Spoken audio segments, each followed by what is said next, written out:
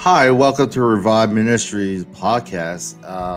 Today, we are wrapping up the theme, Embracing the Storm Towards Wellness. It is April. We're almost getting to the half point of we're getting to the summer. But I have returning with me, he's no stranger. He's a guest that has been here plenty of times, Sebastian Lopez, my friend. And he kind of inspired me to do all this. And last month, this uploads in April, but last month I hit 100 episodes. So annoyingly consistent, but also just really blessed. I'm very grateful for everyone who's encouraged me and all the returning guests. So thank you, Sebastian, for joining me. Yeah, of course. I wouldn't say you're annoying and persistent. I would just say you're consistent. Okay. Annoying. You're just consistent, and you're good at what you do. So props to you. 100 episodes, man. That's exciting. Persistence has a negative connotation.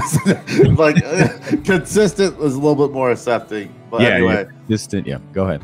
Next month is this is April, but next month is Remembering Our Wellness, Tribute to Mental Health Awareness Month.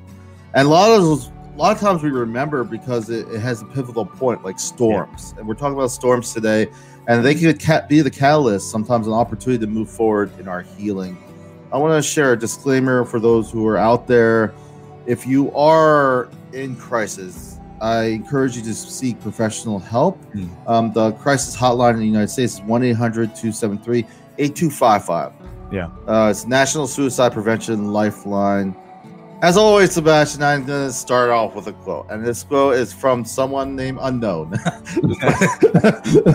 It says, "If you live in fear of the future because of what happened in your past, you will end up losing what you have in the present." Any comments? What comes to mind? I'm going to leave that up there. Oh, okay. Wow. Yeah, I think it's very powerful. I mean, you and I in our book club, we were kind of talking about this yesterday in our meeting of just the danger of trying to live in the future, or in the past, right? So I think many times we're for good reasons, many times, right? We have experienced trauma or pain or loss, or maybe good triumph and victories and éxitos, as we say in Spanish, in the past. And so it's easy to stay in the past. And when you go into the present, it doesn't look like the past in a good or bad way. We want to live in the past or the future too. Many times we just want to get to the next, place we want to go in our careers, in our relationships, in our own maybe physical or exercise regimens or emotion, whatever it is, cognitive things that we want to reach. And we're never really in the present, right? And so we have a lot of people that think that we should rub shoulders with now, I guess, feet away because of COVID. But in the daily, that people are just living either in the past or in the future. And even more than that, as we were talking yesterday in our book club, maybe even more, we even live in the past or future of other people as well, right? We remember the memories of maybe our families if they were immigrants or pioneers somewhere, or we live in the future through our kids and through the people that we work with and the potential of a projects and event. And so we do end up losing what we have in the present, right? And that many times that translates over to our own peace of mind and satisfaction, our own well-being, as you talk about, right, in our emotional, mental health. And also it translates over to hurting the people we love the most that are closest to us in the present because we're not present with them, right? And living in the future of of what happened in the past, or even of good things that may happen or have happened, it can really rob us of our joy today. And a lot of people are going through that. And it's hard. It's hard to balance it, right? How do you live for today and not get so focused on the past or on what's coming in the future? I don't know if it was your friend. We had that Vespers, or another person I heard talk, and he said along with like church, but it goes with everything. If you're happy, if your best moment, it could have been when you guys, I don't know, it was recently. If your fondest memory of church is 20 years ago, there's something wrong. And I thought that was very telling of that whole kind of nostalgia, but it can become toxic. But I want to switch gears. There was a show that recently I watched, and you talked about it, but really, I don't know. I was sitting there. I remember you telling me like, "Oh, this reminded me of you," and I said, "I was just like on face value," but literally, it was affecting me more and more as I watched it. It was like boom, boom, boom, and none of the contexts were even similar to mine at all. But I think I don't know if I remember this correctly, but there was something about nothingness that was mentioned, and that for me kind of struck home real deep because and I think that's the sad commentary of life, whether you're faith-based or not. Like, we relate more about our sadness and pain cross-culturally than we do of our joys and value. That show is it's crazy. Obviously we've experienced grief, and you've shared your story. I don't know if I've shared it here, but I lost my dad last December 25th to COVID, and so watching that show, I don't know if you want to say the name or not, but that's all right. It's WandaVision, so it's really current. So if you're not watching, I mean, it's been a great. I mean, if you're Avengers or Marvel fan or comics, it's been pretty good. But I thought it tackled the idea of grief and loss very well in a very animated way. That many times, obviously it's in a way hyperbole because it's powers and all these things, but this last episode, especially the one before the finale coming up this tomorrow, I think really spoke to a lot of people that have gone through grief and not been able to find a good way to know how to deal with grief and loss, and it can be really hard, and it causes, as we were talking to earlier question, right, earlier quote, want us to live in the past, right, and have a because we haven't worked through it and processed it, because it is painful, right, it is very painful. Or we want to create a different reality, a present reality, which is what we see in the show, without giving any spoilers, of trying to rewrite what is going on because it's just too painful to accept reality. And so your future is different because you're not really in the present. And so there's a disconnect many times between what your mind is wanting to do and what reality is. And it's like you're living in two worlds, which is what happens in the show. So show, if you haven't watched it, check it out. The themes are pretty good. I just remember when I was thinking about that show, I said it impacted me in a lot of ways, but I used to think it was stronger not to feel feelings. I thought I thought I was, if I was numb, how do you say stoic? Stoic and all that stuff, that I was stronger. And like, I remember jokingly but the funny thing about my experience through recovery is that there are times when it's necessary to kind of, when I'm working with my therapist or anything, that not everything has to be talked about today. You know what I'm saying? Not everything is going to get healed today. That's why it's a journey thing. So there's times when I'm not ready to feel those emotions all at once. And that's appropriate. And sometimes when the floodgates do come open, and sometimes it's that teetering, as moment to moment. That's why it takes time. That's why I feel they should never be rushed. Like I said before, feeling sad, lonely, cast out, and everything with everything to lose, but still moving forward. That is strength. and that's as I see it today, and that is embracing the storm. You know, me being faith based, just like you, I lean towards the one constant in my life, and then it's God. He doesn't change. Like I have friends and family, I love them, but sometimes I don't agree with them, or I feel like it's not so much that I don't think they love me. It's more that where they're at in their lives. If they are consumed with fear, if they're hurt, you know, the old saying, hurt people, and they don't mean it. It's indirectly. It's just their fears expressed in a way of love, but really it's just, I find it cumbersome when I'm trying to have those conversations when honestly it wasn't right for me. It might be what they think would be right for me, but those are the tricky situations that you may talk about. That storm is crazy, right? I mean, a lot of it is just you know, we try to, I think many times we try to suppress it and just fake it, you know, smile through it and whatnot. There's an important reality, I think, an importance to really going through the storm and not, you know, trying to create a different reality and saying, oh no, this is not a storm, or just really going through, feel through it, you know, feeling through it, grieving, you know, processing that. And the beautiful thing, you know, if you subscribe to a faith, especially, you know, us as Adventists, as Christians, believing, you know, there's a story where Jesus is in the is on the boat with his disciples, and he's asleep, and there's a big storm, and it's something the fishermen that were following Jesus had never seen before, and they're terrified. They forget he's on the boat with them. And they're trying to, you know, they come to the end where it's about to sink, and then they turn to Jesus and wake him up, and Jesus has been sleeping this whole time, you know. Jesus is sleeping, and the reality is that he was just resting in the assurance that God the Father was with him. And so he wakes up, and he, you know, he's like, you know, you guys have no faith. Like, come on, man, I'm in the boat with you guys. You guys you should have been okay. And gets up and calms the storm, right? But the beautiful thing is that in the midst of our storms, Jesus is with us, and sometimes it does feel like he's sleeping, and not awake, and we're going through this alone. But I think it's important to remember that he is always with us, right? And that's a comforting thought, that in the midst of our storms that we will face, and maybe are facing, and it feels like it's been a long storm already, that we're not alone in that.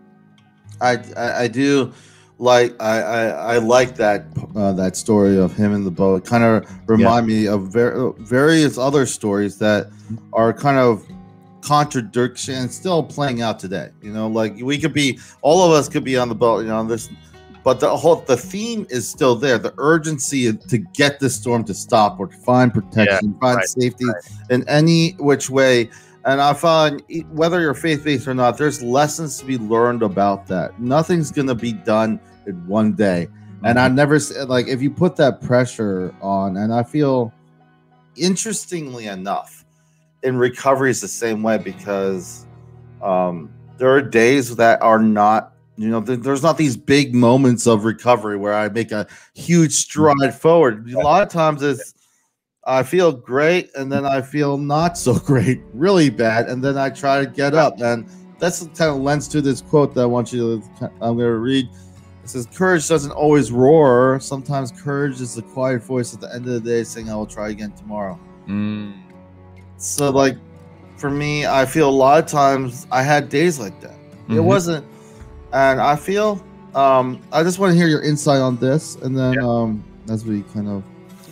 I mean, just going with what you're saying, right? Some days you wake up and you're like, you feel like you're under a cloud. You feel like everything's dark. You feel like it's raining in your, you know, in your parade. And other days you wake up and you feel on top of the world. You know, you feel like you got, you know, music playing in your head, and you're just motivated to do stuff, and you're working hard. And I think it's crazy. And I think especially when you're dealing with grief, you know, I've really felt this, you know, in losing my dad. Some days you wake up and you're like, man, I just don't feel like doing anything, and you can't focus. And we become our worst critics, right, when this happens, rather than being gracious with ourselves and saying, hey, I mean, I've been through a traumatic experience. It's really shaping and changing my life, and it's a big thing, and it needs to take time to process and work through this. And there's going to be days that I'm not going to feel up to doing anything. So being gracious with yourself, and understanding that, and also realizing that, you know, it's something that I've seen. It's just kind of like you're standing by the beach, and you're you're kind of in waist deep in the water, and Sometimes the tide is really nice and it's low and there's not a lot of waves and you're doing good and okay, this is a great day. And some other days you're getting knocked down left and right. And so it really comes in waves, right? When the waves aren't hitting you, you're good. And then when it comes, it knocks you. So being gracious with yourself, understanding the process. And, but I like that, right? It's just, it's the quiet voice at the end of the day saying, hey, we're going to try again tomorrow. And knowing that just because and that's a beautiful thing. I think that the way the days work, right? That no matter how bad your day is today, there's always going to be a second chance tomorrow to do better, right? And if that is, keep trying, keep doing it again tomorrow. Yeah. And a lot of times in my support groups, I always say to them, there's two kind of events in life that are normally categorized in two ways. Okay. Ones that you can make systematic changes to, and ones you cannot. And this is a very important thing because a lot of people in recovery, though things you can't change, you get stuck on. And sometimes we kind of have that nostalgia moment, but like it can lead to some toxic coping skills. There's also two types of coping skills that are positive. The ones that you build habits on. Like I'm going to get up, I'm going to go for a walk, I'm going to drink water, I'm going to do something those are positive that you try to build on. But there's other coping skills that are unique to the individual's experience. Like my trauma, I have to be careful and I have to be mindful of making sure my stress level is always in check. So I have to do breathing techniques. I have to do progressive relaxation. I have to do all these things and try to expand that because some days I can't ever measure if something's going to trigger me. It's funny how things trigger you at the most weird way because they do. And it has nothing directly to do with your own experience a lot of times. It's usually just a feeling. You know? It's just something that reminds you. Our senses are crazy. They have a lot of memory. Like I smell something from home, I know I'm at home. You know what I mean? Some food, and then there's other things that we're very sensory adept. We don't even notice it. We just kind of think of voice, we think of vision, but there's a lot of other senses that we're not really putting emphasis on. I want to just talk. We're talking about that, but also next month is remembering our wellness. Okay. Regarding storms you have faced in your life, I know you talked about your father, but anything else, it doesn't have to be there because that is fresh, but anything that you have faced in your life that you would like to never forget moving forward. A lot of times we forget a lot of things and there's a lot of lessons to them. So anything you would not want to forget. I think, I mean, there's a lot. You can go, I think, two ways in my mind, right? You don't forget the bad things or the bad people that hurt you, but I think it's focusing maybe on the good of things that you're going to want to remember. And people keeping people on a checklist and saying, "Oh, they weren't there when," But I think an important thing is remember the people that helped you in that situation, right? It's not to be like, I'm not the type to really hold grudges and say, hey, for example, it happened now with my dad. I had some people text me later, not the week that my dad passed, or they're like, hey, sorry, I didn't text. I just felt, and I'm like, hey, I'm not here checking your list off of I had no time to think about that. Obviously, maybe it's not in my personality. It just wasn't something that I'm like, I know how it is. It can be, and so, but remembering those that were there, not to keep a list of those that weren't there, but to just to remember, hey, how were they there, right? So since this is fresh, right? A lot of people from church brought us food. You were one of those, and so remembering that, now I look back and obviously with gratitude, right, for everyone that brought food, that wrote letters, that gave phone calls, and but it also helped me to see ways to help others because I realized how much that helped me, right? I was like, something so simple, but you don't really think about it, right? And and then, but when you're in it, you don't really think about, you don't have the mind to really think about what to eat. You're just in a blank. And so remembering what people did to help you in that situation as you move forward in those storms, I think is important. And also, I think what you did, to process through that. I think it's so easy once you get past it. When you're in it, You're sick, right? You're taking all these vitamins and maybe you're doing all these contrast baths, showers, hot and cold water. You're drinking a lot of fluids, and as soon as your cold is up or the flu is out or your sniffles, whatever it is done. You go on with your life, and you don't. And so it's trying to remember what you did that got you out of that, and trying to make that into a habit, right? If it was very helpful, if you journaled a lot and now you feel good, well, maybe keep journaling, maybe not with the intensity that you had before, but keep doing that, right? If you were talking to friends or you're calling a counselor and having, meeting with a support group, making sure that you're still practicing that thing, because at some point, again, you're going to hit a storm or it's going to be just right. So I think those at least for now, those two things there, remembering who was there and what they did so that you can do that for others. And then also, what you did to help yourself in that situation, so that you can continue to foster that. And if anything arises again, you don't have to go back to the drawing board and say, what works? Exactly. When I'm in this situation and I get sick, I need to do this, and that. Yeah.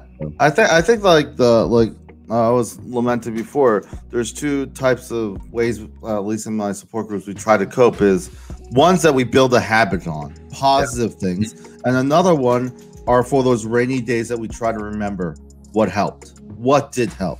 And we used to, and there's this thing called RAP, Wellness Recovery Action Plan. This woman wrote it, I think in the 1970s or something. But it was helped organize that thought process to kind of like know what your wellness so-called toolkit is. People use other, so if like the regular things you do daily, you kind of build on that to feel good overall wellness. But at the same time, those things are unpredictable. The things that trigger you kind of know, you kind of learn through experience. So that's a journey to recovery. I want to kind of share a little bit about something I've been thinking about lately. Okay. And I want your thoughts. It's the way we look at things and that hurt us can propel us to deeper understanding. I remember I said this last night, but there was a relationship that didn't work in my past, and the amount of damage I felt, it was easy to conclude that whole experience was bad. Yeah. It's easier, but also a missed opportunity of self-awareness. Yeah, this particular relationship was extremely painful. And I just remember it was easier to say how bad it was, but it was also reminding me how sick I was at the time. And I didn't like that kind of contrast. So it was a struggle for me to kind of wrap my head. So it was easier to say, like good, bad cop. You see those stories. Like good guy, bad guy. It was easier to get it black and white, but it wasn't very helpful on the long run. Was it perfect? No, but it was an opportunity. More recently, I had trauma therapy, but before all of that, I also experienced a painful experience. Transition out of a church due to unsavory situations. And it wasn't one individual or anything. It was a situation all coming together. Right. But the thing was, family members at the time questioning and unsupportive of my involvement in church, prompted subtly if I had wasted my time. And because of those thoughts, because of that, there was fear that they thought they knew better for me.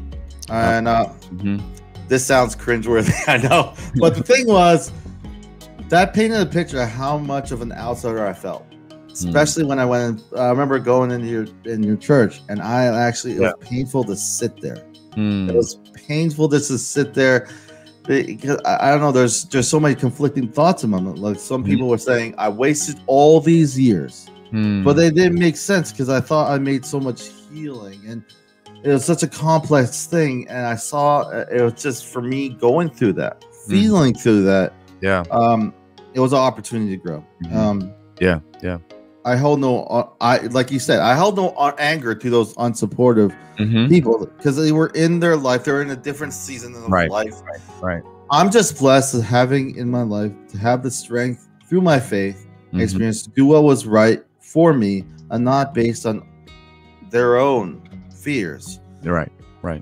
But in my experience, that has been the perspective of embracing storm. When I was thinking about embracing storm, it's not this big storm like you made it and then that's it. You know, those high moments, but it goes crashing down. It's really the long run. It's the marathon of it all. Because I didn't have this understanding. This is years ago. Yeah. And this was years to come that I actually have the insight to even accept some of these things that have happened to me as opportunities. Right. And that is really embracing in the journey of growth, I feel, in my own perspective. And for me, those people, all those things prompted me to where I'm at today.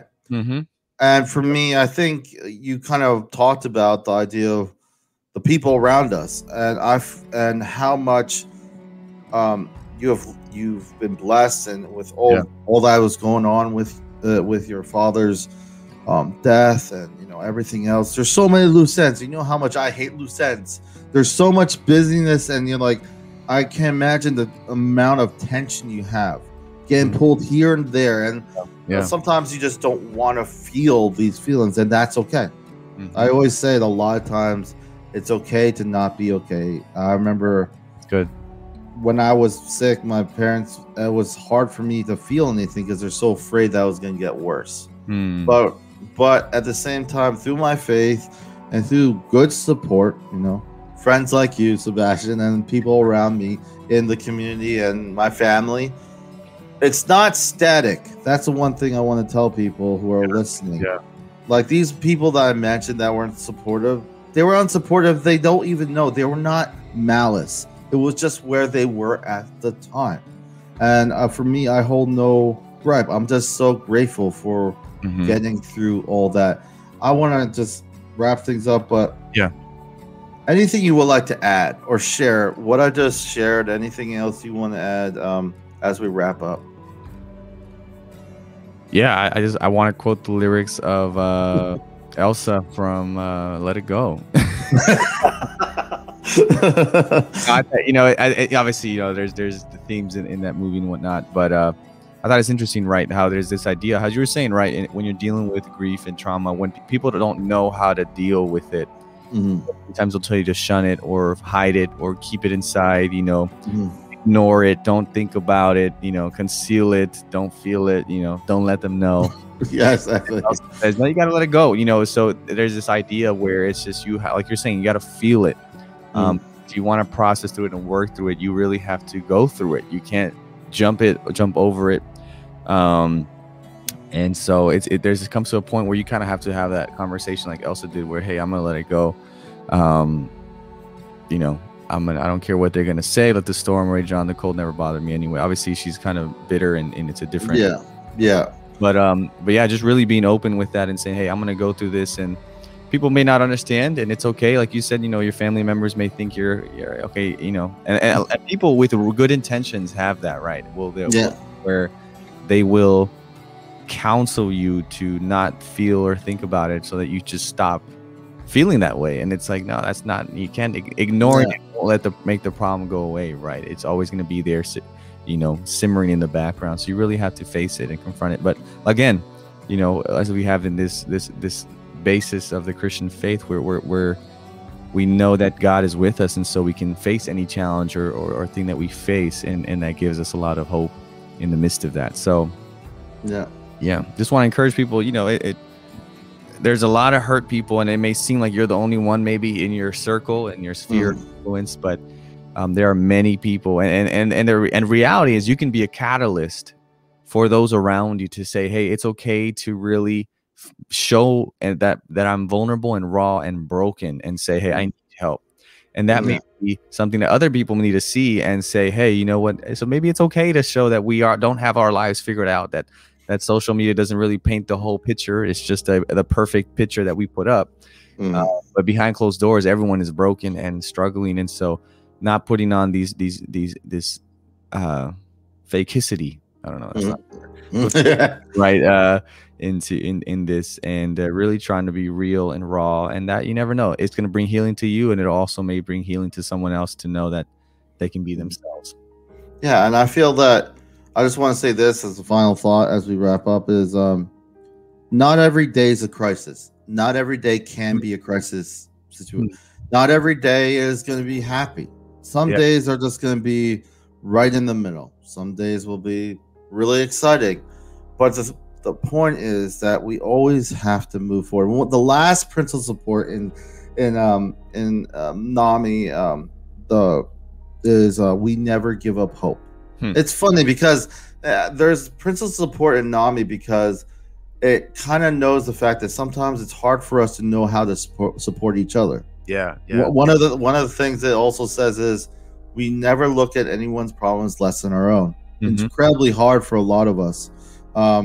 So I feel with that, there are seasons in life. There's also seasons in recovery and healing. Allow yourself the room and to heal in whatever the way that looks like. And again, thank you, Sebastian, for sharing your insight with us today. And Elsa, that was a very good. No, I was thinking of my nieces when you were saying that because they love Elsa. But anyway, I want to share with those who are listening, watching, that to stay updated with Revive Ministries on reviveministriesfl.com.